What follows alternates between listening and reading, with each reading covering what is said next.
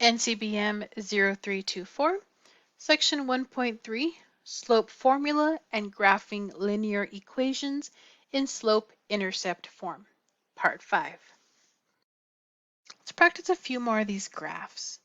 So this is still example 4. We're going to graph in either way, whatever way we choose, either with mx plus b or with the table. But let's look at example 4c. Our equation is simply y is equal to 4. Y is equal to 4. So that's a special one.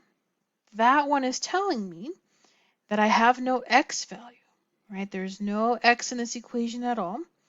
So if we look back at our notes before, we can recognize this as a horizontal line. And in a horizontal line, our m value is 0. So if I wanted to take this y equals 4 and write it in mx plus b form, and I can because I have the y equals over here, with the m of 0, this is like saying I have 0 as the m times x plus the 4. And I could use slope-intercept form now. I have slope of 0, so there's 0 rise over the run, right? I can apply that there. But let's think about this in the table format. This, I think, is a little bit maybe more manageable in some cases. So if I do the option 2, if I build a table, my equation is simply y equals 4, and I pick two x values. Again, it doesn't matter the x values. I'm going to pick negative 2, 4 in this case. So what this is telling me, if my x is negative 2, there's nowhere to plug in the x into my equation. Even if I use this version up here, negative 2 times the 0, well, that's going to cancel away. It's going to still be 0 plus the 4. All that's left is still the 4. This 4 from our equation. So I would be able to plot the point negative 2, comma 4. Well, what about my other x value that I chose? I chose a 4, just randomly.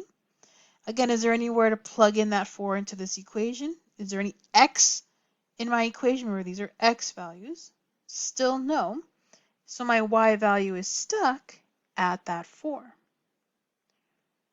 So no matter the x's that we choose, there's nowhere to change this number. I'm going to continue to be at 4. So when I go to plot, negative 2, 4 is over here. 4, 4 is here. Even if I had chose, let's say x was 1, the y value would still be at 4. Even over here, the y value would still be at 4. The horizontal line is telling me that that y value remains the same. So there is my horizontal line. All right.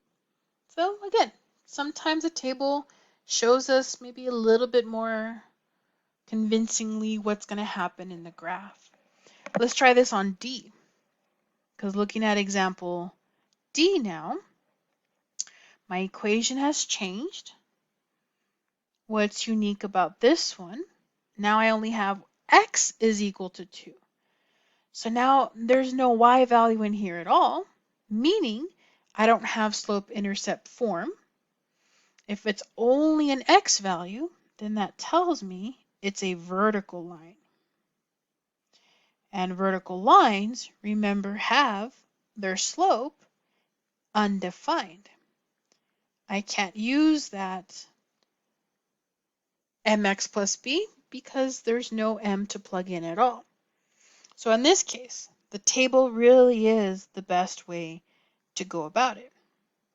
So if I have x is equal to 2, and I have this y over here, in this case we're going to switch it around. I'm going to pick the y value, I don't know, maybe a negative 3 this time, and I don't know, positive 1. If I pick the y value, any y value, what's going to happen for this x? Is there anywhere for me to plug in the y into this equation, or any way for this x equals 2 to change with a y value? There's not. That x value remains the same. That x value is stuck at that 2. X has to always equal that 2. So plotting it and connecting with a straight line, we see that that is in fact vertical. That x value is stuck at 2. Let's try one more example. Let's look at part E. We have 2x minus 7y is equal to 14. So what's different now about this example than all of our other ones in the section so far? Well, in this case, my y isn't isolated. I don't have y equals, I don't even have x equals. My x and y are mixed up within the left side of my equation. So in order for me to graph this using the slope-intercept form, and we can get away maybe with the table, but still will make it easier, is instead of reading and using the equation in this form, let's change it into that y equals mx plus b. And how do we do that? Well, we're going to do that by solving for the y. Let's get the y by itself. That's going to change it into the right form, and it's going to be easier to work with. So I have 2x minus 7y is equal to 14. I'm trying to get the y by itself, so I'm solving this equation for the y. Keep in mind we want y equals. So using my methods of solving linear equations, I'm going to subtract the part that does not have a y on it. So I'm going to subtract the 2x from both sides, leaving negative 7y, it's multiplied by y, is equal to negative 2x plus 14. And then we'll undo this multiplication of negative 7 by division. And when I do the division, remember I got to do it to both sides. And in fact, I got to do it to every part of both sides. So that means both pieces of the right-hand side are going to get divided by 7. On the left, this reduces down to a 1 times the y, so we have y is equal. And on the right, I'm going to have negative 2x divided by negative 7. Well, that's going to be positive 2/7 x.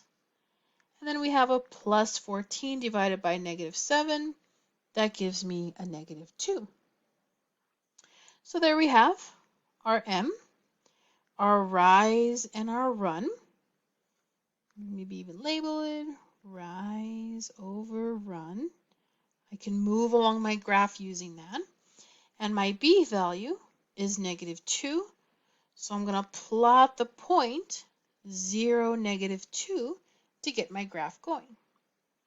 So 0, negative 2. Using my rise and my run, I'm going to go up 2 units and then to the right because it's positive 7.